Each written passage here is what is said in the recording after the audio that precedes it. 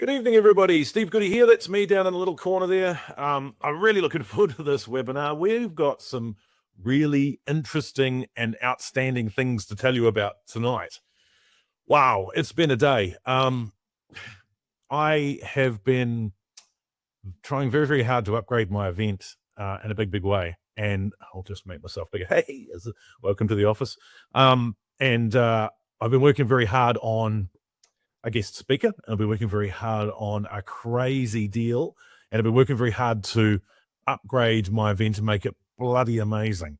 And today and tonight, I'm going to be able to finally discuss this stuff with everybody and launch it and tell everybody about it. But firstly, I want to welcome you all and thank you all so much for being here and being here on time. About 180 people online at the moment. We had 1,400 people register for this webinar series so far. We've already got 500 people registered for next week's webinar as well. So if you register for one of them, you're registered for all of them, you'll get the updates and bits and pieces. And I see from the comment section there that we've got people who have registered and are checking in from all over New Zealand, and a couple of fly-in, fly-outs, a couple of FIFOs from over in Australia as well. Great to have absolutely everybody on board. So last weekend, I was in Australia negotiating a contract for our celebrity Hollywood-bound international guest speaker who has not spoken to a large-scale audience or a crowd like this in New Zealand for about 8 years. And I was in the room last time he spoke, and I was blown away, and I really wanted to get him back, and it took a lot. He's been very, very busy writing a book, turning it into a Hollywood movie, and growing a young man. He's got a son who's getting older as he go along. So I went over to Melbourne last weekend and took my daughter to the Billie Eilish concert. I was the only old white dad dude there, but I managed to make my way through that. And I've also got a couple of other really stunning announcements, which I'll hold back until towards the end of this presentation, which I'm going to try very hard to keep to 45 minutes. But as we all know, I can talk, right? So brace yourself.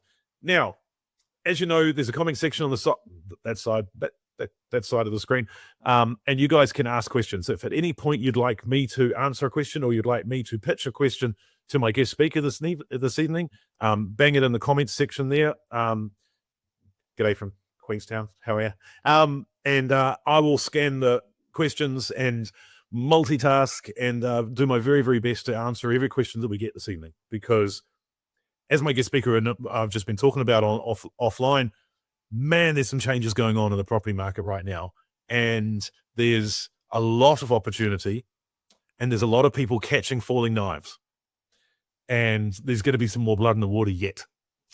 And there is always opportunity when that occurs. And we're going to point out to exactly where that is and how you can best make the very, very best of that. Now, obviously, this has been a series of webinars that I've been doing. This is webinar number 3 of 4. And what I've been working through with people, and I'm giving all of this out to people that come to my events and come to the webinars as well, is I've got a really good portfolio spreadsheet. So if you've got 1 property, 10 properties, I've got a mate who uses this spreadsheet for 200 plus properties. You can put all this information on the spreadsheet that we've got here, and it will tell you pretty much everything you need to know about the cash flow, gross, net, return, yield, rent, absolutely everything. The quality of the information you put in equals the quality of information you get out, obviously, but my portfolio spreadsheet is fairly bulletproof, and I believe to be a very, very good tool. Now, once you know what is in your portfolio and how it's working and how it processes and works along, you're going to want to know this next bit, which is a capacity discussion tool. We call it a discussion tool because we can't hand on heart take this tool along to a bank and they will lend you exactly the number at the bottom of it. But if you put your numbers into this spreadsheet, this will give you a very, very clear and good idea of how much money you can borrow from a Main Street bank. Very, very useful, because you can do it on your laptop, in your house, in your PJs, with your socks on, without having to run all over the place, get heaps of paperwork and bits and pieces. Basically, the information from the last spreadsheet, this one, will jump over to this one, and it will give you some idea of your ability to borrow, your capacity to borrow. Why is that important? Because people want to do deals, they want to make money, and because houses are on sale at the moment. They really, really are. And that brings us to the very last spreadsheet that we've got for you, the third one, which is basically, is it a good deal? This means that you can put in the buy price, the renovation price, the sell price, or the proposed new valuation of any property, and it will help you tweak. This calculation guide will help you tweak GST and outgoings and legals and lawyers, and it will give you a real basic idea of whether it's going to be profitable for you or not. So I think that these three spreadsheets are the holy grail of making people feel like a little bit comfortable with what it is they're doing. Now, during the week, I put a couple of videos out mentioning how much I love renovations. And the reason I love renovations is because when you're buying investment properties, I would rather buy and hold, buy 100 properties and just call it quits. And that's me for the day, right? But it's too slow. You can't recycle equity quick enough. And so what I really, really want to do is buy, renovate, and add value to just about every property I do. I don't want to buy 2-bedroom brand new townhouses in a forest of 100 of them. I want to buy a ratty, horrible, beat up old nasty house on a good street that I can add value to, so that I can buy it for 600, revalue it at 900, and borrow the difference so I can recycle and go and do it again, because that's just so much faster. I think you guys are with me on this, right? You understand, you get that that's how this works. Now, in my travels, I've met a lot of people who talk a really big game when it comes to doing multiple units and multiple deals and lots of houses. Oh God, I'm going to put them in the deep end. I was going to chuck them up on screen, actually, make it, hey, Mark.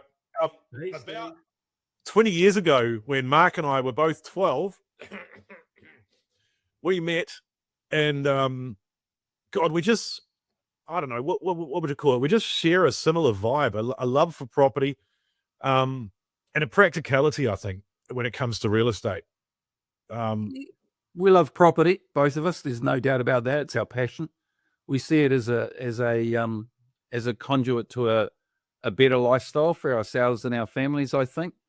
And I think we enjoy the challenge. And I guess for me, 40 years later, nearly, I still love it. I can't find anything that gives me that same kind of buzz and reward, both for me and the people around me. So I think it's just property. It doesn't have to be the sole thing that you do to create wealth or whatever you want to do, passive income or what your goal is, but it certainly has been very rewarding, I know, for you, and certainly for me over time as well.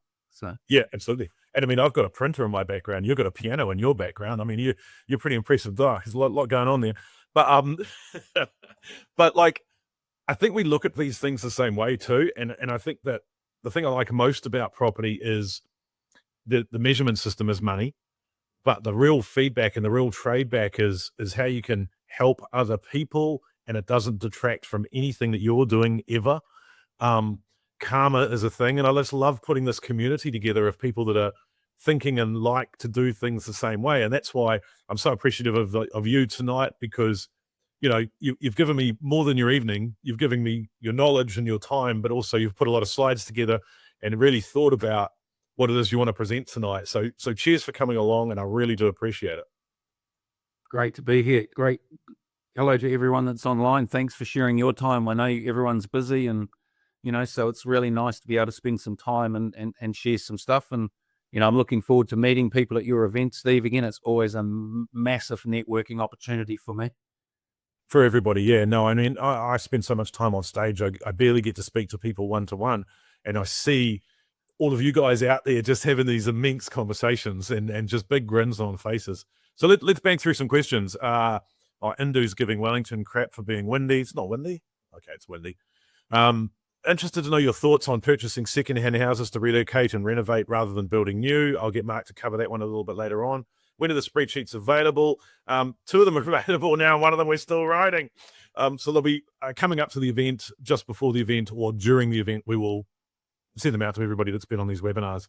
We're kind of waiting for the 4th webinar, so we know everybody that's turned up as well. So Mark, what have you been up to, mate? Tell us about some deals and stuff. Oh, right. Market moves quickly, doesn't it? I mean, for those people who don't know, I'm based in Auckland. So when I'm talking, I'm speaking about the Auckland market. Steve can fill you in on the Wellington market all day, every day. But I do everything in Auckland. Look, I honestly, Steve, I thought we'd hit the bottom of the market last year with interest rates a bit higher and the squeeze. But right now, as of today, and with what I've seen since I've come back this year, I think we must be getting damn close to the bottom now, because we hadn't hit it last year. And, you know, there are so many houses for sale. I mean, I think North Shore alone, like 1,900 and something, the last count I was given. And there's so much stock and so much competition. It's just unbelievable. I can't remember it being like this to sell a house. Yeah, and I mean, I keep getting people asking me to write stories about forced sales and mortgagee sales and dodgy real estate agents and all of the issues and the stuff you get at the very bottom of the market. But then, you know, Reserve Bank governor disappears on us, official cash rates going down like a rock. Banks are having little wars. We're well under 5% for interest rates if you want to fix for 2 years at the moment, and they seem to be continuing to go down. Wow, there's a lot of stuff going on. And you were saying the clearance rates at your auctions in Auckland are getting pretty. Yeah, I mean, every property that I've traded in the last 3 years up until this year is sold at auction, gone. And I've had two this year that, and we'll look at these, some of these, but I've had two this year. One didn't even have any bidders and then sold 2 days after it had 2 offers. And then I had one last week that was in a major real estate agency, and there was one bidder, and I think there was 6 people in the auction rooms in Takapuna in total, including the agents. And you know, I've got another one tomorrow night for another major real estate agent. And there was supposed to be 3 bidders, and I think we're going to end up with 1. So, you know, clearance rates are not. I left the auction last week and we were at 13 properties, and only the first property had sold. Everything else had been passed in. Yeah. So there is opportunity to buy, but it is really hard to sell at the moment. Yeah, my good mate Ben here, who runs a private sale company, asked a great question here. Are the buyers in New Zealand now way more conditional, meaning that auction really isn't the process to be using at the moment, because auction is so heavy in Auckland and not anywhere else in the country? Yeah, look, it was a good strategy probably up till last year. I certainly won't use it again at the moment. Yeah, you have to have all your ducks in a row to go to auction, as people know. You know, you have to have done your building report. People don't care. They'll have 3 properties that they're interested in because there's so much choice, and there's no FOMO. There's none at all, none whatsoever, unless they're absolutely desperate for that house. And I can show you one where people were desperate and what they paid. You know, they've got all of the time is with the buyers, and all of the power, in my opinion, is with the buyers. The good side up there is when you're buying, the power is with you. Yeah.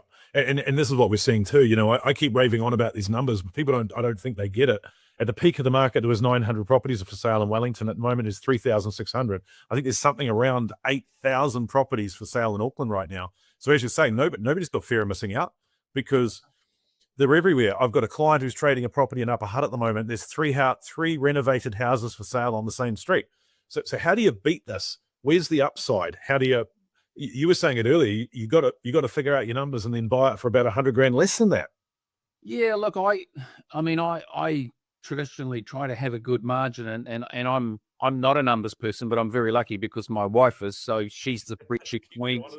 You know, she gives me the yes. I go do the deal, and then she says yes or no. But to be totally honest with you, I think you know, whatever you're going to offer, just drop it down. Just take another 50K or another 100K off it. And, you know, you talk about negotiation all the time, Steve, but, you know, you make money when you buy property, not when you sell it. You know, you're trading, and you make money when you buy it, because if you buy it for 100K or 50K less, you've got the money for the renovation. So you don't have to fund that as well. So I think whatever you're thinking of offering in this market, and if they won't take it, move on, because, you know, there's another vendor that is going to take it for a very similar property, because there are 3 on that street at the moment, like you said. So, it's great time to go up the 8. Absolutely. And I said it to you before, if you're looking to build a portfolio, if that's what you're wanting to do, I don't think you'll buy property better than you will now, with the amount of property that's on the market, and interest rates have not finished going down. Correct. Yeah, absolutely.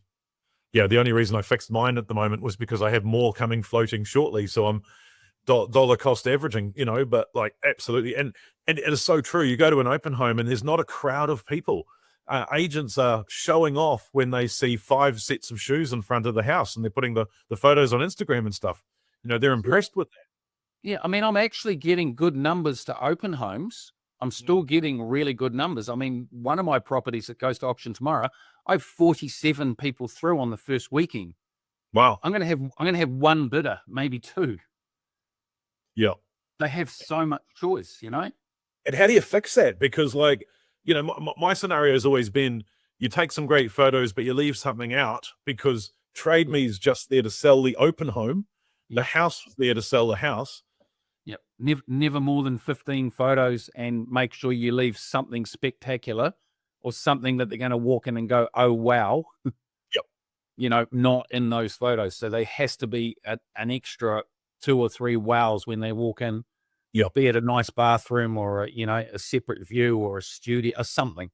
Yeah. Absolutely. Yeah. And also when you're doing your numbers, or when your wife is doing your numbers for you, I'm always a massive, massive fan of doing the numbers from the bottom up rather than from the top down. And I'll explain that to the people listening tonight, because what you tend to do is you go, well, I could probably buy it for 800 and it's going to cost me 100 to renovate it, 100 in costs, and then I'm going to sell it for about $1 million. Oh, hold on, there's no profit there. So I'll go back to the top and I'll take less profit, or I'll shave the renovation. You shouldn't do that. You should start at the bottom and you should go, a house of this size, scope, and scale isn't worth Mark getting out of bed in the morning for less than an $80,000 profit, and we're going to make it 100. So we've got some extra skin in the game for some stuff ups, and then work your numbers up, and then you go, I can only pay 750 for it. Absolutely flat out mad max. I'd rather pay 720. So if you do your numbers from the bottom up rather than from the top down, there's a big chapter in the book that I'm writing at the moment because I think it's just so important. I've also stated too, in my renovations, I have a $70,000 budget. I'll spend the 70,000, then my budget's done, the house is done, it sells the way it is. I'm just totally fixed on that. It's just it's so easy to get fixated on a property and go, oh, it's starting to look really good. I think I'll get more. I'll spend more on it. Exactly. And, I'm not ashamed to say that numbers aren't my strength, Steve, but you need to have someone in your team that those numbers actually make sense. And if my wife says no, she means no. And it's based only on the numbers. She doesn't even see the properties that I buy. She sees them after I buy them once or twice. Yep. And then she sees them when they're staged. Yep. So, but I have confidence in her, because if she says no, no means no. That deal is not a good deal. Yeah, fair. So where are the great deals right now then? Where do you think? Where are you shopping? I think the cost of materials in New Zealand is never going down. So let's forget about that. Gypboard's still going to go up, all sort of stuff. But what we're seeing, and particularly through my renovations company, both throughout Auckland, Waikato, and the Bay of Plenty, is the pricing from tradies, because they don't have any work and there's no new build. So they're all squeezing into this market that I play in a lot and you play in. Renovations is it's hugely competitive, and we're getting really, really good prices, which, both for my business's clients, but for my trades and my buy and holds, I'm able to really squeeze the margins down from them. So I don't need to get 3 quotes, but I would suggest for people, get 2 to 3 quotes, tell them you're getting 2 to 3 quotes, make sure the quote's detailed. But in all honesty, the prices should be so much better. If they're not, you're using the wrong tradie. Just be really careful. There's some big horror stories. Everyone's trying to play in a very tight market in renovations at the moment. I had one story the other day, which I know is true, that, a guy had paid a supposed LBP qualified builder to 68 grand to do a job. And the guy wasn't LBP and ended up doing a bolt with the money because he paid him, and then he had to take it all out and start again. So, nicest possible way, be really careful, because there are a lot of cowboys that don't have any work at the moment. Yeah. Yeah. Seeing a lot. Make sure your quotes are detailed. And if you don't understand something, just ask. I mean, it's basic for me, but I see people all the time, both property investors, traders, and clients for our business, that, tradies will still try to charge you retail. Like, it's very hard to get away with that at the moment. Yeah. So there's a lot of money to be made in that area, in my opinion. Yeah. And then on top of that, quite often you're actually competing at auction against tradies too, because you get a two-man van contractor who doesn't have any work. The easiest way for them to create some work is to buy a reno and compete against you as well. Yeah, if he's got the money, if he can stack it up to buy it. Usually they can't, if they're those sorts of guys. Yeah. Cool. All right. Tips on insurance, health and safety. Boring. I know this is boring, but I've seen some really bad stuff happening. So people need to understand, and I'm not going to bang on it, people need to understand that if they do a renovation in particular, all contractors that they have on site by law have to have a health and safety policy. So if you've got a builder that's running it, then he's responsible for everyone else on site if he brings them on site. You are what is called the PCBU, person controlling the whatever. If it goes wrong, if there is an accident when you're renovating, WorkSafe come after you first and then go down the line. And it's not a good experience. It's happened. It's like dealing with the IRD on speed. The insurance that you need if you're renovating a property is contract works insurance, and speak to your insurance broker. That covers the work that's going on and the value of the work for the time you're doing it. So if it's going to take 3 months and it's $200,000, that's what you would insure it. You need to tell your bank that you're renovating. Otherwise, you compromise your mortgage. And all of your tradies, particularly your builders, but all of your tradies need to have public liability insurance. And you should ask them for that in an email. Now, the reason for that is because if someone burns your house down or backs into the side of your house, and I see it quite regularly, or, does some damage, or it floods, your insurance company will go after them. If they don't have insurance, you may never get your money.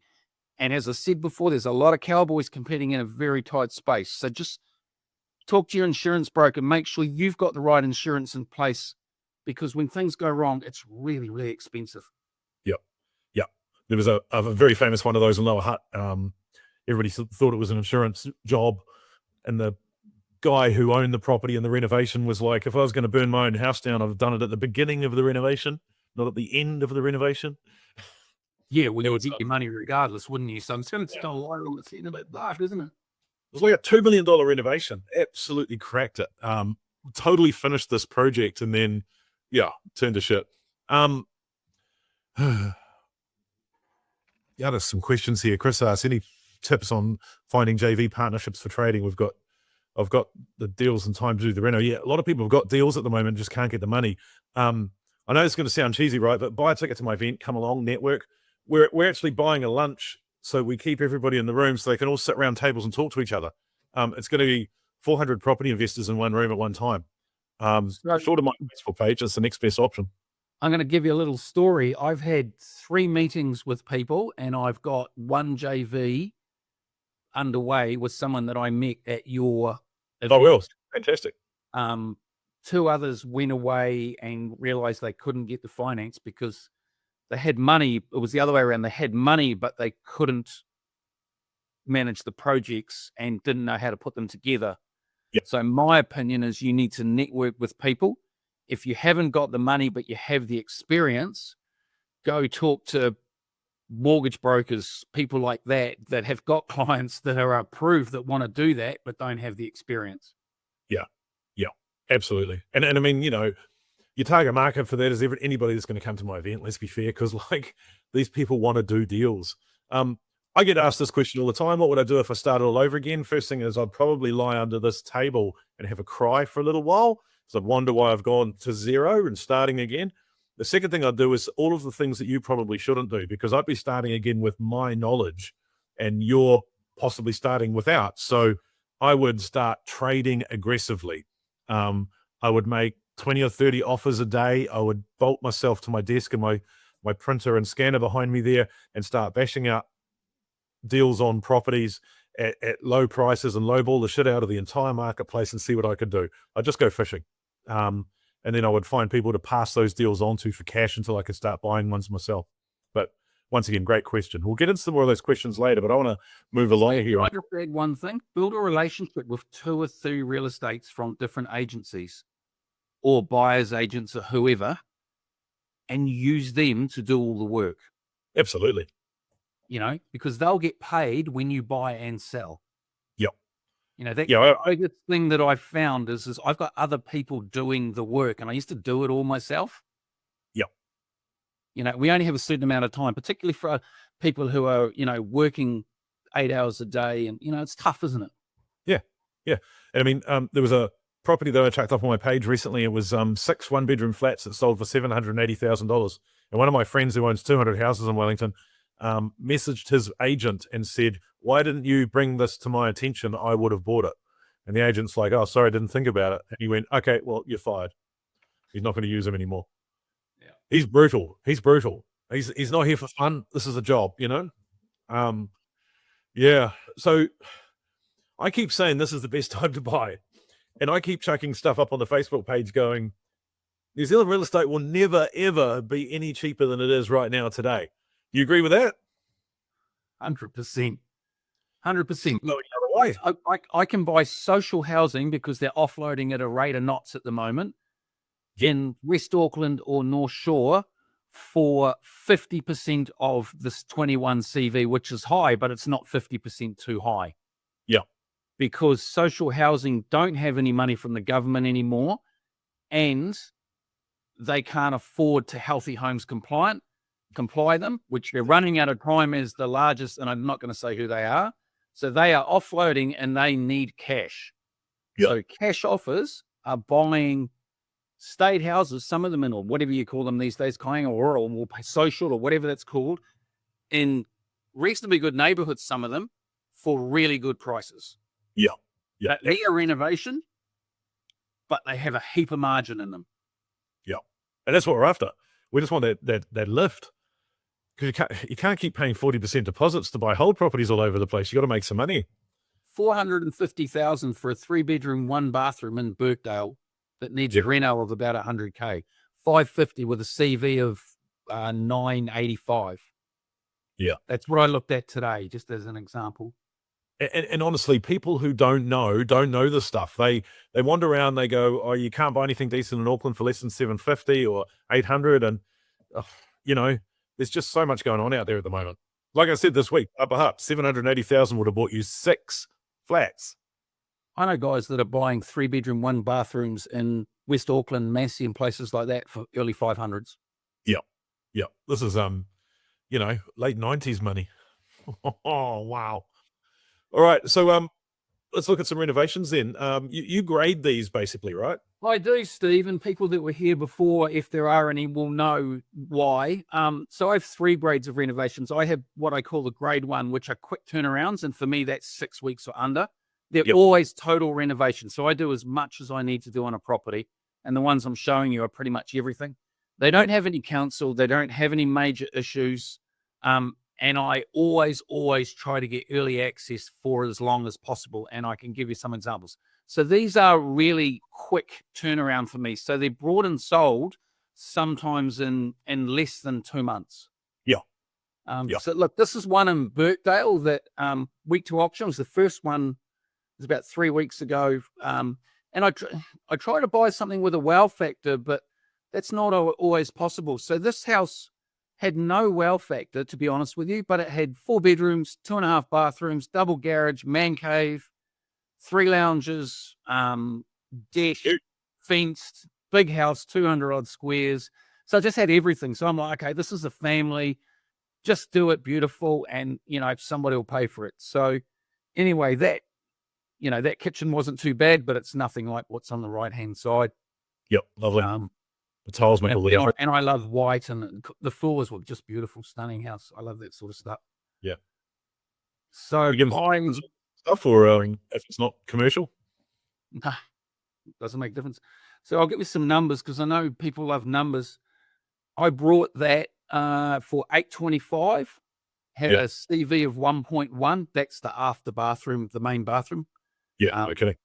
Flash. I brought that for 825. It had a CV of 1.1. I spent just over 200 on it. So 1,025,000. There was about 70K's worth of costs. And I include GST, Steve. Yep. Didn't sell at auction. Got 2 offers 2 days later. It sold for 1,180. The people that brought it wanted some drainage done and a roof put on the garage. And so instead of making sort of 90K, I think we made about 70 on it in the end as a gross. And that was, done and dusted. So still good money. And you got to move with the market. If people give you a list of things to fix, whatever they are, my impression at the moment is just do it and let it go. Yep. Take the money. It does look lovely. Yeah. This is what I would call, I brought this house the day before Christmas, literally the Friday before Christmas. Yep. I was the only one at the auction online. I love that. But Harbour, it's got stunning views all the way down to the Harbour Bridge. That photo doesn't do it much justice. Needed a total renovation. The outside of it pretty much shows you what it was like. Yeah. Looks pretty stunning now on the right. Particularly Chinese in Auckland love brick and cedar and tile houses. That's their pick. They just love those properties and they'll buy them. And this is a very, very high Chinese area. That street's probably 60% Chinese. Not an area that I know well. Had a CV of 1,350. I knew that it would sell for more than that. Went to auction, got passed in about 100K less than what we want. So we're just negotiating with people to and fro at the moment. Yep. It's not sold. It's also got a separate flat upstairs. So it'll rent for about 1,300 a week. So if I really wanted to keep it, it wouldn't bother me. It would be a pick property. So if I don't get my price, I actually would hold that. It will go into the portfolio. So I paid, what did I pay for that? 1.1. I spent 200 on it. It owes me about 1,350. Yep. We're getting close to about 14.14 at the moment. Needs to be a little bit more than that. Otherwise, we probably will keep it. Yeah. But it just shows your auction is not the right strategy anymore. Yeah. Market's moved, It's changed a bit. But that property's got a wow factor. The view is spectacular. Yeah. Bathroom's not bad too. Yeah, that's the main bathroom. Yeah, it's beautiful. Yeah, lovely. Grade 2, a little bit longer projects. Yeah, so grade 2 for us is 3 months or more. And I always try to get early access for as long as possible. I'll pay a bigger deposit to get an early access for as long as I can because I'm going through council usually and I need to get architects sorted and all that stuff. I'll have it all ripped out and as much done as I can by the time it comes out of council. But then, of course, there's CCCs and stuff. So these projects can take 6 months, and then if it sells at auction, which this one did, you're looking at, 3 weeks, your money's in the bank. So I try to do one of these at a time and do try and have a couple of the grade 1s on the go because they even out pretty well. Yeah. There's good money in these, but it's a bit riskier, I think. Yeah. But it kind of means you've always got something that you're working on. It's always got something to sell. You're not ever too far away from a feed on the bank account, No, not at all. Yeah, love that. And the crazy thing is too, like everybody asks me, how do you get this early access thing? You just ask for it. Like they want to sell their house, so they'll allow it. It's incredible. Charles, I mean, I've got clauses, and I'm sure you have, Steve, and you talk about it at your event. But I've got standard clauses for early access, saying that I'll provide insurance, to cover the time. And what really blocks you is lawyers who don't understand. But if someone wants to sell, and in this market they want to sell, they'll play ball. Yeah, they will. Yeah, you get away with a lot more at the moment because you might be the only offer. Absolutely. I'm working on one exactly like that at the moment. My GV's 550 in Lower Hutt. The first offer was 90, second offer was 120. I've just gone to 150 and they're thinking about it. Yeah, so you're getting close. Yeah, no, it'll happen. It'll happen. So this is a grade 2 project for you. So how much more work was this sort of thing? Oh, this was a total reno. If you go to the next slide, it'll show you what it looked like. And I showed this one last time, but on the left is what it looked like when I brought it. Yeah. On the right is what it looked like when it went to market. So I put a big 40 square meter deck out. It looks across to the Chelsea Sugar Refinery. Beautiful view. Birkenhead Point. Very sought after. You can't buy anything in that area for under 2 mils. So, we were kind of thinking 1.2 for this. Changed it from 2-bedroom, 1 bathroom to 3 bedrooms, 2 bathrooms. So it had a family appeal to it. Gave it an indoor-outdoor, complete renovation, including, new fireplace and all those things. Kept a lot of the original features, very retro features, which people either love or hate. But if they love it, they pay for it. You know that. And so made sure we kept a lot of those and just made it really modern and funky as you do. And that turned out to be a really good project. So we paid $696 for that. Wow. As a 2-bedroom, 1 bathroom. And this sounds like a lot of money to people, but this is an extensive renovation with a large deck, pretty much everything except for joinery. We spent $280 on it. There's about 130 K's worth of cost, a lot of GST in this deal, and a decent real estate agent fee in it. But it went to auction, had 5 bidders. We thought we were getting 1.2, which is 100K profit, and it sold for 1.3. Love it. So those are the ones where you go, okay, now I've got a bit of breathing space, and I can go and spend some money because I've made some money. Yeah. That's awesome. I love that. So that was a lovely project in a lovely area. So, and the wow factor was that location and a spectacular view and a beautiful house that, somebody falls in love with it, they pay for it. Yeah. I do love the way you do bathrooms. They all look really stunning. Yep. And they're not expensive. I mean, nothing in that bathroom is expensive, I promise you. Yeah. It looks expensive, but it's not. Yeah. That's the view. That's what people pay for. Yeah. Any view of the water like that, eh? Unbelievable. Yeah, absolutely. See Shane's house from there. Probably. Yeah, no, he's right over there. So what would your global level of guidance be for people who want to get stuck into this and do a few of these projects? Because I know everybody wants to have a buy and hold portfolio that's cash flow positive and they live off and move to Thailand and do the whole thing, whatever you want to do. But certainly the fastest way to do that, it's got to be renovating, flipping some houses right now because they're on sale. So funny. Yeah, look, my first tip is you need to buy exceptionally well. My second, so if you're going to pay 500, offer 400 and pay 420. And if they don't want it, move on. Simple as that. Whatever you think you want to pay, offer a whole heck less. Yeah. Simple. And you've done it all your life, Steve, but actually now is the time where people will say, as you just gave an example, maybe. And then you go, well, what do I need to do to get what I want? I want early access and all this, what I need to do. And they go, oh, 450, well, you go 425 and, the deal's done. So you need to buy exceptionally well because it is much harder at the other end to sell. Yeah. Auckland is flooded. Wellington is flooded. I'm guessing that's pretty much the same everywhere. There's the catchment areas that interest rates are so low that, as you say, it can turn into a hold property pretty easily, right? Yeah. I mean, look, that one in West Harbour will wipe its nose for me. I'll just shove it into my, buy and holds, and in 5 years' time, when there's no blimmin' bright line on it, I'll cash out of it if I want to. So my first thing would be just whatever you think you're going to buy it, go lower. Yeah. Build that. If you're just starting out, build that relationship with a couple of agents and get them to bring you everything that needs to be sold. Try to write clean offers. Now, I write cash unconditional. That's my gig, and I pay the price when I get it wrong. But try to put as little clauses that puts the vendor off as possible. Right. So if it is just subject to finance, make it subject to finance. You might have to prove it, but that's fine. If you want a building inspection, just make it the building inspection. You can fail it on anything on a building inspection. But if you go 10 days due diligence, it's not a deal for them. Yep. You have to be clean. Don't buy anything in Auckland that has been flooded or is on a floodplain. Yep. I bought quite a few of them after the floods, and majority of them I did all right.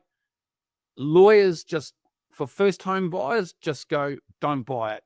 Yep. So don't buy anything on a floodplain. Those people can't even reinsure their houses.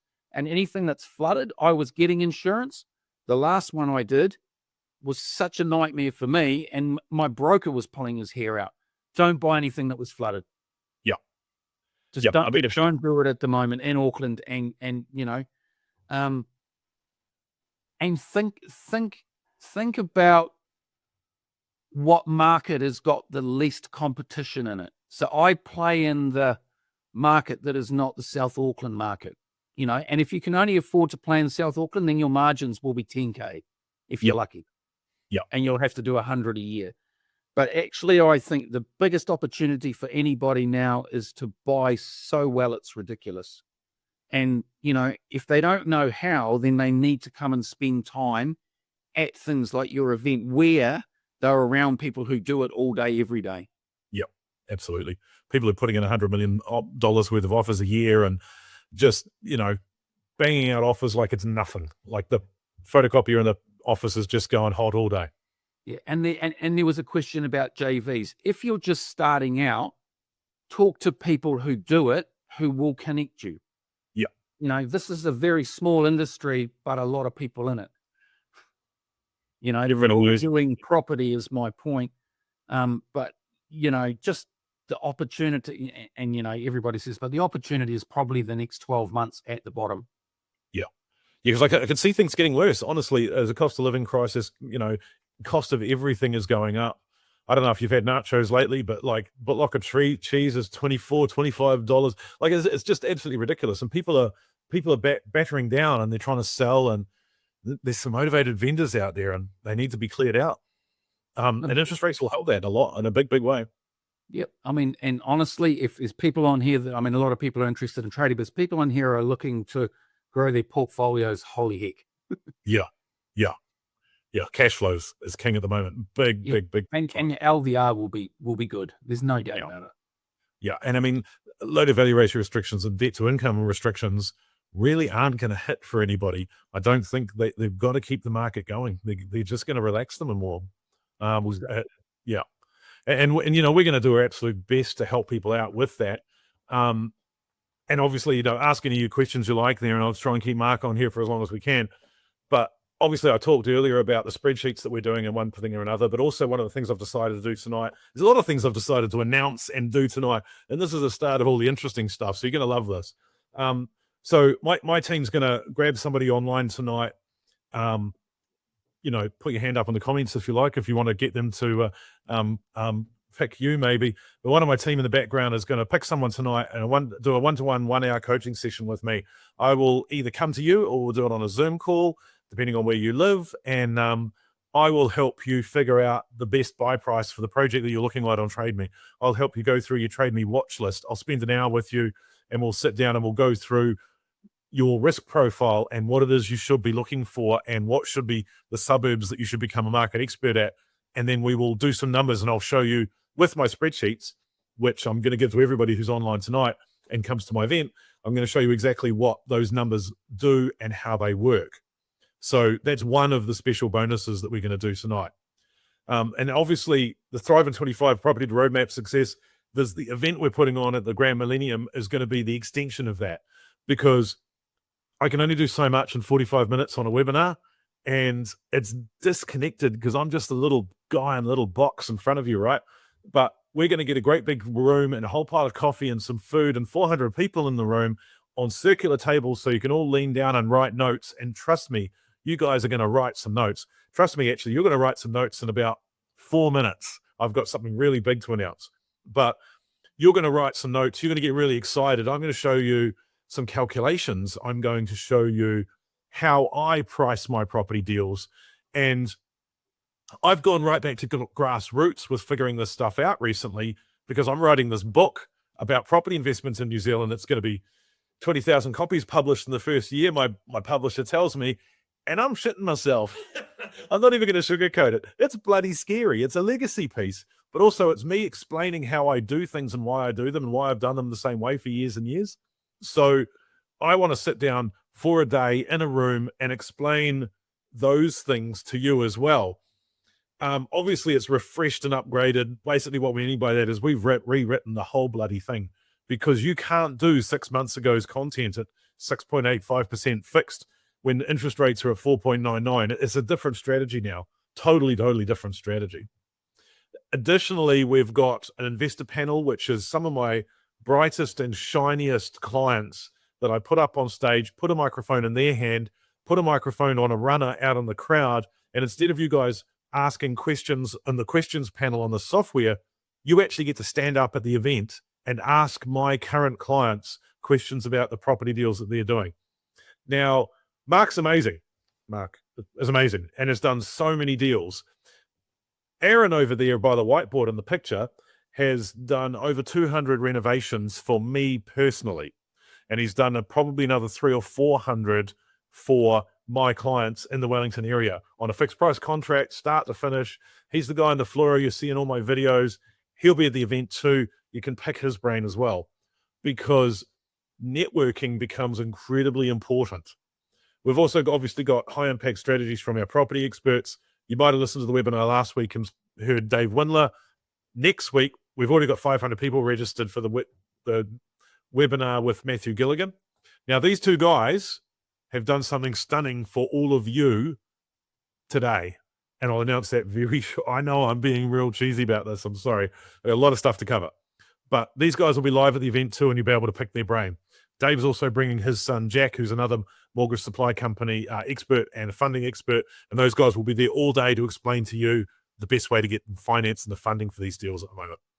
Now, obviously, of course, we really love to promote networking. So bring a fistful of business cards, sit at different tables during the day, talk to heaps of people. I will buy you lunch at the event so you don't have to run off anywhere, and you can sit down at the table and talk to heaps of other people. Mark's an expert at this. He's bloody good at it. But everybody should be able to do this as well and basically go away with a handful of people that they can catch up with later on who might be interested or interesting in doing exactly the same thing as you. Now, I was in Australia last week and I got us a very, very good speaker who's going to come and do a power hour with everybody at the event this year.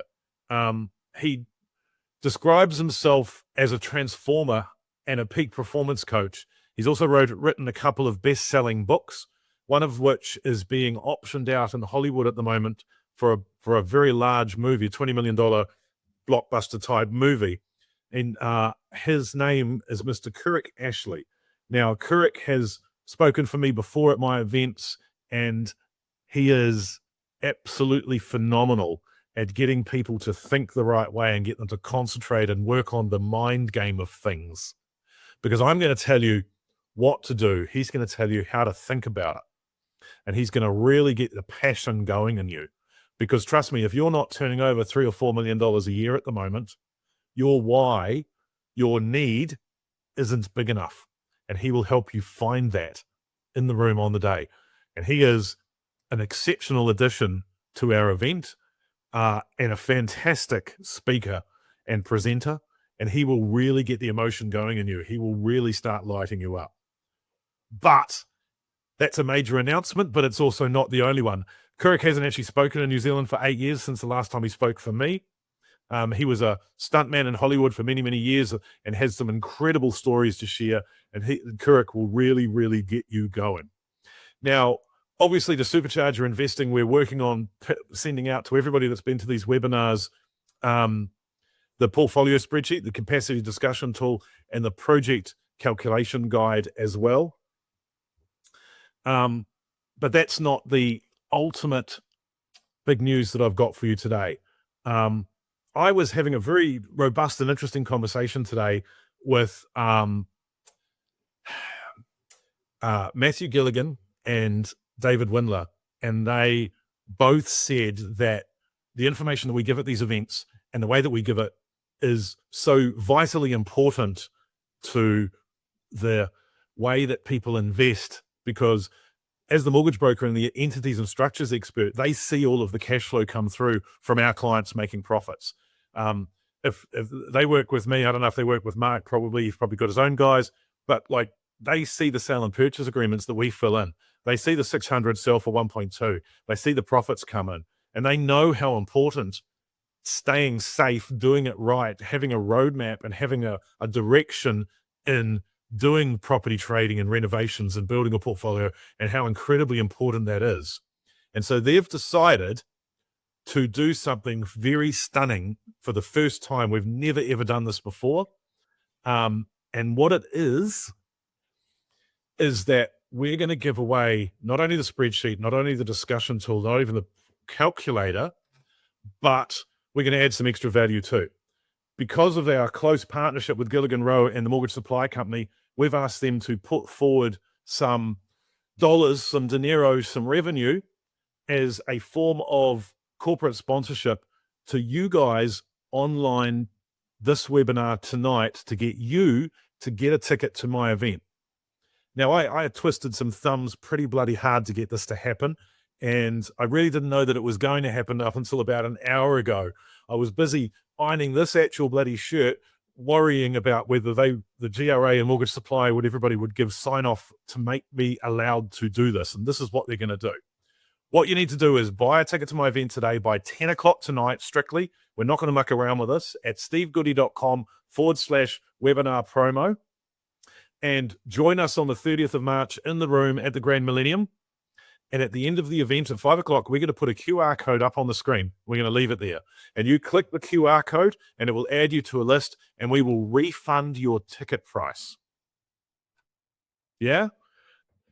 You've never heard of anybody doing that before, I'll tell you that much. My team's been working on this hard out. We are going to make the event free for the 300 people online tonight. You have zero excuse not to come and spend a day with me in Auckland and let me, we've extended the day. We're not starting at 9 anymore. We're starting at 8:30 because we need that extra 30 minutes. We need that because we want to give you so much content in this boot camp and get you so well educated so that you can make the most of those spreadsheets and roll through it and make the sort of money that I've made in the past and that Mark's making right now in his market and with his projects as well. Nobody's going to give you a better deal than that. So you got your pen and paper there. You're at your home. Write it down. stevegoody.com/webinar promo. Buy your tickets. I will refund you 100% of the ticket money if you're still there at 5 o'clock at the end of the day. Because, come on, I'm not going to sell you a free ticket and then give you the money back if you don't turn up. Just turn up and do the thing. So 30th of March, 8:30 start. It's a Sunday, Grand Millennium Hotel, heaps of parking. No excuses, people. At the end of the event, we'll put a QR code up and you'll get a full refund of your ticket price. I have never done that before. Never. I've tried to keep the integrity of my product very, very high. Very high. Right back from having the grand room at the Cordis with 700 people in it. This is the first, possibly the only time we will ever do that. Those are open, ready to go right now. I'm going to hit some questions. One of my staff's going to pull out a name of the hat and hopefully text it through to me, and I'll read it out and tell everybody who it was that's won an hour with me to annoy you on some property deals. And don't forget, we've got one more webinar to go. We always keep Matt Gilligan to the last. You guys know why. He actually really prepares for these webinars, and his shit is good. He's smart. He will tell you what he's doing in the marketplace right now and really get you excited and get you going. And mainly the reason people turn up to hear Matthew Gilligan is he's not often ever wrong.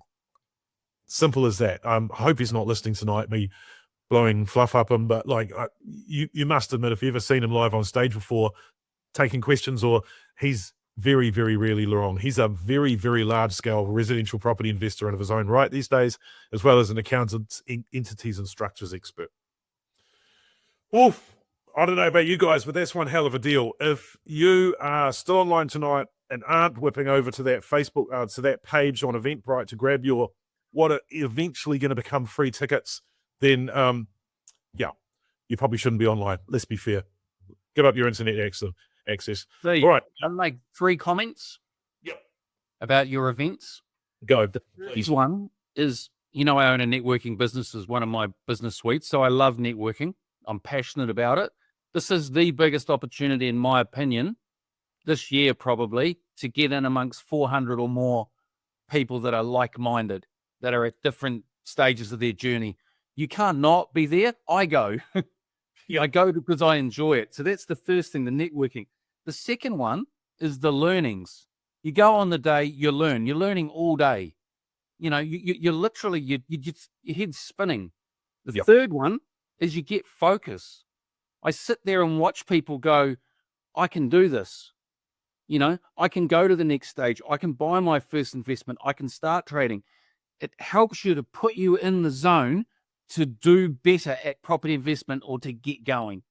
And having Kirk there is just a huge bonus, I have to say. Well done. Yeah, he's amazing, eh? Yeah. Yep. That's powerful. Yeah. Fantastic. Right. Well, I have some more questions for you if you like. One I've got here is, how do you reno flash bathrooms and kitchens at such a low cost? Is there a key or a formula, or are you just good at it? No, I use suppliers. I obviously have through my other business have national agreements with people, but I buy my tiles from a very special place in the back of Penrose that doesn't have a retail store. I probably pay half of what everyone else pays for very nice tiles. I use glass people that aren't charging retail; they're charging me really good prices. Yep. I use I'm not afraid to use someone like Trade Depot or a there was a large plumbing company, Franklin's, went broke in New Zealand after 50 odd years. I'm not afraid to buy from sales and stockpile those things, I suppose, because I know I'm going to use them.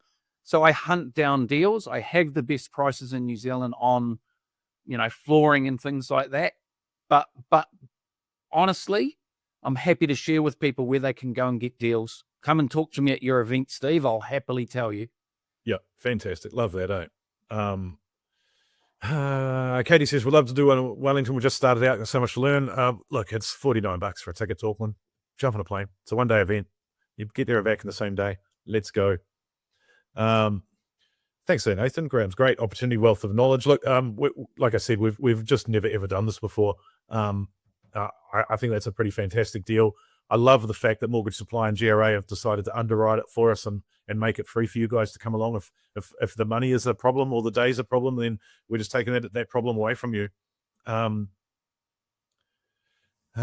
do you get a certificate acceptance for a toilet that you add in the bathroom? Do you want to have a go at that one, Mark? It depends on your council in your area. Yeah. They're case by case. You can get a draftsperson to add it and get it signed off. That's generally what I do. In certain instances, council will allow your plumber to give you a PS3 certificate, and they'll accept that. But it's really quite simple. You need to talk to council case by case. There's no black and white, but it shouldn't need to be expensive. Yeah, I'm just going through that with a client of mine at the moment with something that he missed. Garage isn't on the plan and blah blah blah, and everybody melts down. It's not actually that big a deal. That you've really just got to get somebody to say, hey, it would have got a permit if you'd got one at the time, but you didn't. Fill in this form, send it through to council. They may or may not look at it, and you'll get a certificate of acceptance. There you go. In the meantime, a draftsperson will charge you $1,200 to do a permit. You put into council, pay for it. There's no money, and if you need a PS3, the plumber can give it to you. Yep, superb. In the meantime, Catherine's grabbed a couple of tickets for the event. Yay, we ran out of VIP tickets. They are gone. We've got singles and doubles now. Swinter's grabbed a ticket. Kayla's grabbed a ticket. And Rebecca's grabbed a ticket in the last couple of minutes as well. So I think I did that one all right. What else? A lot of questions. Wow. Rude. Isn't that just Steve with makeup? I appreciate it. I don't think I look like Kurt. Way less tattoos, honestly. Yeah, but I appreciate that. Yeah, I'd be really interested to hear what he's got to say about this movie. I know he's brought out a couple of books. I've read one of them, and yeah, I'm really excited. What other questions have we got here? I knew I'd get this one. Eric, what about people who've already bought a ticket? Well, listen, mate, come along. The QR code's going to be on the screen. We don't necessarily know when you bought your ticket, do we? Let's go. Yeah. That'll teach you. Oh, no. I knew this was going to happen. What do you do? Look, I'm trying to make it so easy for you guys. I believe in financial karma. I just want to have a full room of people that are really excited, really want to learn some stuff, because I know that I'm going to bust myself to explain everything in this brain to you in one day. There's going to be whiteboard sessions. There's going to be networking. We're going to do the whole thing. Thanks, Grant. Appreciate that. I see a few more people jumping in now and grabbing their tickets as well. Yeehaw, let's go. Philip jumps in. I'm one of Steve's members of his property course. Highly recommend people go into this event. His team are full of helpful knowledge and fantastic networking event. Thank you so much, Philip. I love your work too. Thanks. That's awesome.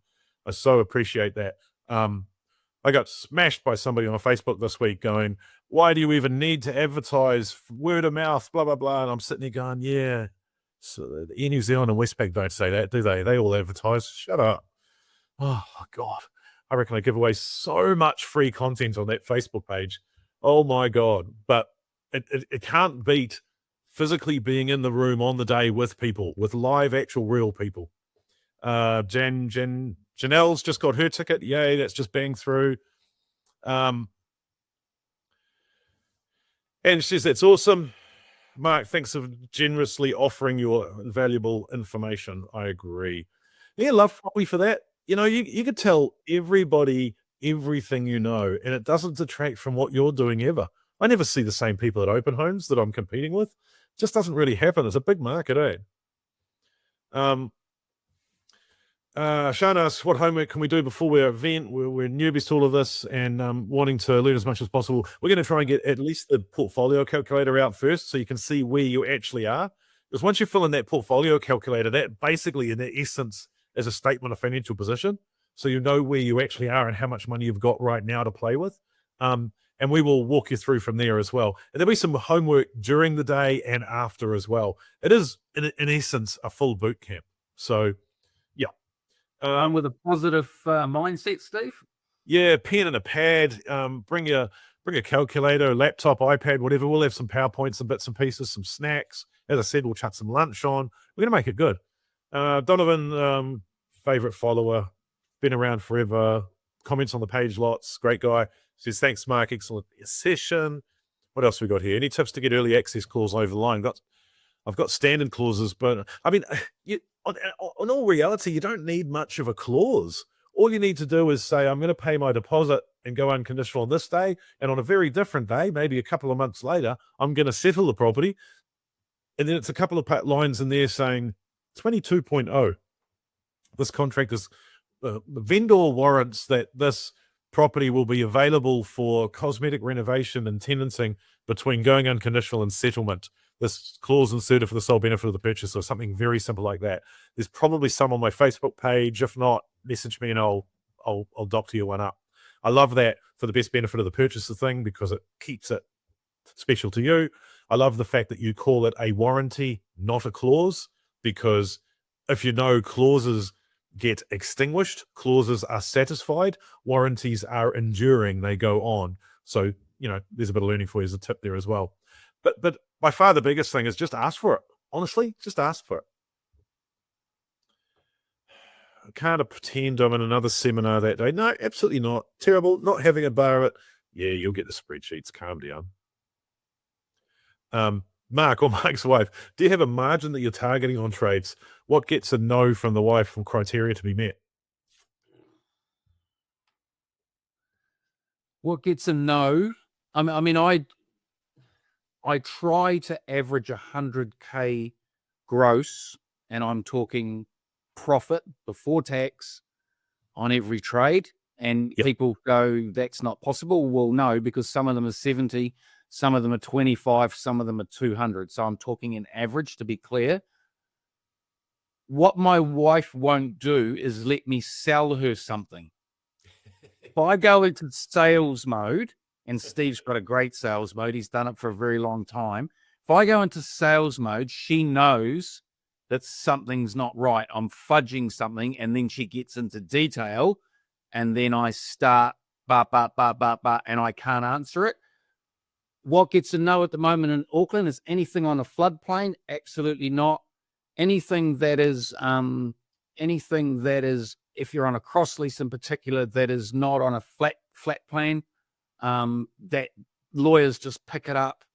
And really anything that either doesn't have a wow factor or isn't going to attract a family or people to buy. Yeah. Or something that she says, I mean, we are a very good combination, don't get me wrong, but honestly, those things, Steve, is the answer. To me, there's no percentage, right? The profit I tend to make is based on how hard it is, how much money I have to put in, how long I have to be there for. If it's a year-long project of $250,000 reno, I want to make a lot of money, 300 or 400 grand. If it's 6 weeks and an $80,000 or a $60,000 reno, I'll take a lot less. But ultimately, I want to feel bloody excited when they accept my offer. I want to be like, look at this, look what I did. Woohoo, we got it. You want to be actually celebrating. And if you're not, there's a problem. Yep. We celebrate every single win, every sale, good, bad, or indifferent or phenomenal. We celebrate it. We go out, we have a meal and we say, job done. What's next?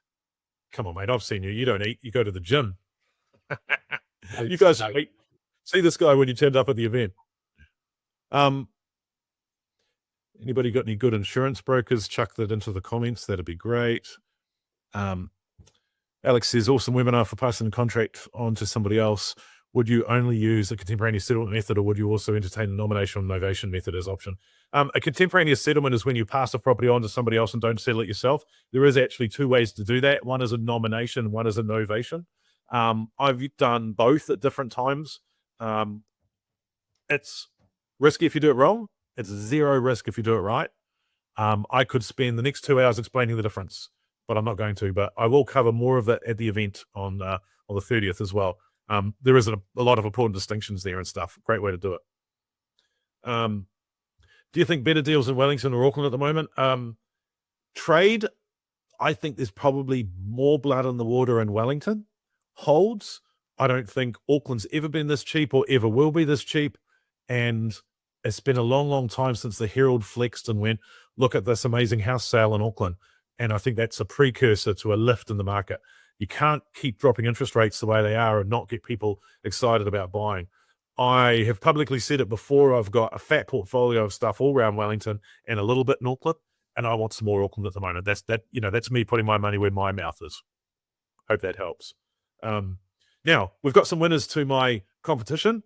We're going to get in touch with these people tomorrow, or you can get in touch with us and make our lives wicked easy. The winner for the 1 hour consult with me is Wendy Smith, who's apparently online tonight. Now, if Wendy doesn't get in touch with me by 10 o'clock tomorrow night, or we can't get in touch with her, we're going to take the runner-up, which is Tobias Newton. So we grabbed 2 there, so, get excited. We're going to try very hard to get in touch with you guys anyway.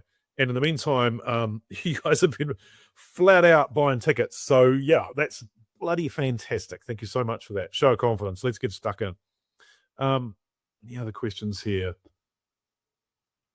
With these webinars, by the way, I reckon they're a bloody great source of incredible information. Now, I did the first one on where the market is and where I see it, and where I see fixed rates going and all this type of stuff. That's now on YouTube. We did the second one with Dave Windler, talking about finance and getting money out of the banks and making that work for you. That's now on YouTube. This will be on YouTube once we've done some editing to it tomorrow. And obviously, we've got Matt Gilligan's live webinar as well, where I've got some more shocking giveaways that you will not bloody believe. So you better turn up to that one live, or else I'll tell you off. Question here from Daniel. Is it worth removing load-bearing walls in a reno, and can it be costly? Load-bearing walls removal is always costly. Mark, what do you think? Well, you need a permit. So that council. Look, it's return on investment. So how much am I going to make if I open this space up?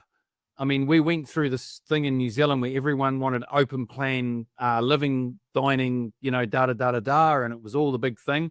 We got into COVID and we all got locked down and everyone didn't want open plan. They wanted some space on their own. Yeah. So how much am I going to get if I take this wall out? And an agent will tell you that if you don't know, or ask to, and compare that to what it's going to cost. It will slow you down. That's going to take, in Auckland, 6 to 12 weeks to get a load-bearing wall put through. It's got a bit better, though, because Auckland's not doing as many townhouses, so you've got planners that are willing to look at it a little bit quicker. Really? Slow. It's very okay.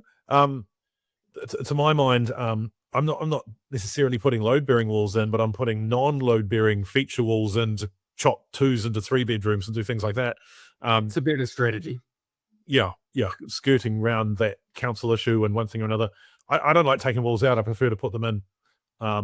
But if you do have to move them, there's got to be some good value there. Otherwise, why would you bother, right? Yeah. Lots of compliments on your wife's astute numbers and measurement. I think we should have her on next time. Hello, Ange Cleland. I'll get in trouble now. Would you sell a house fully at 7,800 no mortgage, rents for 650 per week, or would you keep it and borrow on the house for other investments? Alex, mate, this is a complicated and much harder question to answer than you possibly imagine. The Financial Markets Authority would have me for dinner if I answered this question to you as a blind person who I know nothing about on the interwebs. Buy a ticket to my event, come and ask me, and let's have a sit down, have a chat on the day, and I will try and give you some more visibility around this question. But it's going to come down to your risk profile, your cash flow, your assets, what you're going to do with it. It's really hard to give somebody that sort of advice on a webinar, to be fair. Thank you, Ben, for grabbing your double ticket, and Terry and Paul and Nick. Hey, yikes. You guys are going to make me broke. There was a question earlier too. I mentioned that if I have a $70,000 renovation budget, I spend the 70 and then I stop.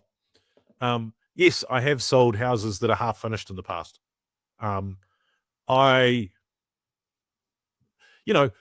You do have shit that happens and things that go wrong, but you've just got to have so much authority over your own self, because when you're trading properties, you're buying a house, you're renovating it, you're selling it again.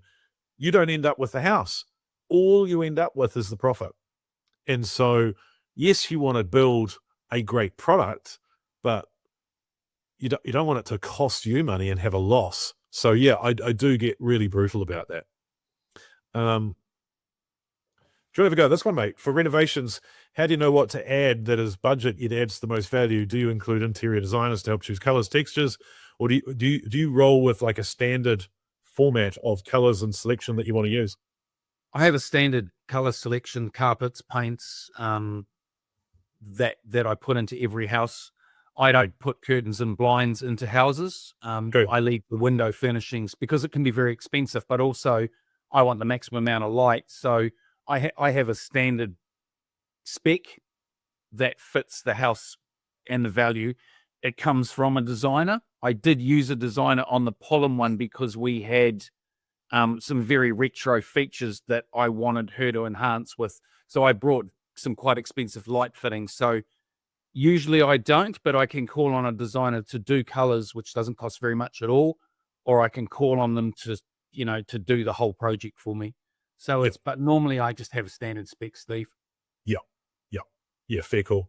So do I. I mean, it's just so much easier. You have one color scheme, one massive roll of carpet. Most things fit everything, and you keep it really standard so that it doesn't piss anybody off. But they can color it up with their furniture and furnishings and curtains later on. Absolutely agree with that. Seems like Wendy's pretty excited about having won that competition, which is great. I don't think she's going to be too hard to get in touch with. Fantastic. Great to have you on board. Would you be buying plaster homes in this Auckland market? No. Yeah, it's too hard. No, the banks won't lend on them. That's the first thing. So you're going to have to be cash. You're going to have to hold them for probably 7 to 10 years to sell at the top of the market, where the banks will, if the market will be so busy, people will buy them. And I certainly wouldn't buy them if they had any issues at all, because how long is a piece of string? Yeah. And the cost of reclad them has just gone through the roof. It's just incredible. Council just wants everything now. It's incredibly hard. Buy stock standard brick and cedar or weatherboard that people love and they trust. Yeah. Nisha asks, if I come to the seminar, would you have time to come and have a chat to me, and would you be able to pick your brain? I don't know if you mean me or Mark. Mark probably would have time. I might have time. I'm going to be standing on stage for 5 or 6 hours teaching you everything I know and downloading from my brain all sorts of information. I will do my very best. That's all I can tell you, I'm afraid. In the meantime, we've had Tony and Paul buy extra tickets as well. So yay. Next question, how do you get good tenants? I just put a video up from Shadi at Let's Rent in Auckland discussing that. The easiest way to get good tenants is to get a good property manager. Honestly, can't say enough. Next question, any draft clause on early access for renos would be greatly appreciated. Doesn't seem possible with people I used on past jobs. Yeah, there's some lessons there too. I will post one on the Facebook page for you to have a play with. And, probably tomorrow morning now. Go there and grab it, and we will start a comment section or a discussion there about how to get early access and how to get it past people. And I will cover it some more in the event as well. Very useful. Katie asks, what's the best value for money, carpet and kitchen flooring or what? For me, it's paint. Paint covers everything. Every wall, ceiling, wall. Probably carpet's close after that because it's in every room. What do you think, Mark? Eye level. So having done kitchens for a very long time, thousands of them, when you walk into a room, you look around and up, and then you look at bench tops, and then you look down. Sure. Paint, 100%, absolutely guarantee that. Probably carpet because it's not that expensive anymore, and not necessarily kitchen units, but definitely bench tops. Yeah. And mirrors. Yeah, I saw a lot of the mirrors in yours, backlit ones. They just look, that used to be a real elite touch, and now it's cost effective, but you still get the value of that elite touch. It looks really cool. I do love that. All right, well, look, I could sit here and answer questions all day, but I'm just not going to. And we have busted out a heck of a lot of ticket sales in the last little bit. And it is 8:45. So you've got 1 hour and 15 minutes until I cut off that discount code. So if you want to grab a ticket and you've been waiting around, you're not going to get better than bloody free. And so I want to thank everybody that's come on tonight and asked really legitimate, genuine questions. Usually we get somebody on there asking silly bugger questions. We just got all actual real lovely people tonight. We had no Chris Luxton, no Adrian Orr asking questions. Thank you for that. It gets old. I also want to thank some of my clients for jumping on tonight and actually, offering a referral to the event and saying that, what we do is actually high value and good. And that word of mouth just goes such a long way with me. I really, really do appreciate it. I want to thank Roman Kayla, who's been sitting in the background doing the prize draws and processing tickets and doing the administration. This is not just me sitting in my little office here. This is a lot of people concentrating and working hard on this thing for a long, long time. And mostly, obviously, I want to thank you, Mark. You're doing this for the love of the game, mate, and I do really appreciate it. I love working with you. We don't get to catch up enough, but, when we do stuff like this, we just think the same, just Kiwi blokes trying to make some coin for us, our families, and passing on the wealth of knowledge to other people. And so I really do appreciate you and your time tonight. Steve, it's always good to be here, and it'll be great to be at your event. And if anybody hasn't brought a ticket, I'm not joking. Just go for the networking and take it from there. The networking and the learning is it's a bloody Sunday. It's not, excuse my French, but it's incredible, the vibe in the room. Everyone I've been to, there's such good people, and I just want to say I do use Gilligan Rowe, and I do use Dave Windler as one of my mortgage brokers. Yeah. Both of those guys are amazing speakers, and they're worth going to just on their own. Yeah, and I couldn't agree more. Making the tickets basically free, I think, is insane. But you know what? If it gets people in the room, I'm happy. Absolutely. No, I can't say enough. Thanks so much, guys. And thanks to everybody that's making comments, thanking us for this. It does take a lot of work and stuff. And we do really enjoy doing it. We are really looking forward to seeing you there and all of the people that have, grabbed tickets and stuff tonight. Right, I'm going to go and collapse in a heap in the corner here because this takes a lot of energy out of me. Thanks again, Mark, and I'm going to leave this screen up for you guys for a while more if you need to scribble down that website and grab your last tickets. Obviously, they're still available when we're gone. But thanks, guys, and thanks, Mark. Really, really appreciate your efforts. Cheers, mate. See you, everybody. See you, Steve. Cheers. All right, guys, have a great night. Grab those last few tickets. We are, based on this, really starting to run out of blimmin' tickets. And, thanks for that great, valuable session tonight. Matt Gilligan's one next week.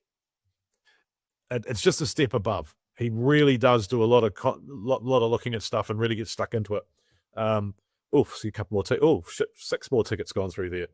Yikes! Whew. I can't sit here all day. Much appreciated for the info. No problem at all. Thanks, guys. Love your work. And thanks again to Mortgage Supply Company and Gilligan Rowan Associates for sponsoring this and allowing you guys to come to my event essentially for free.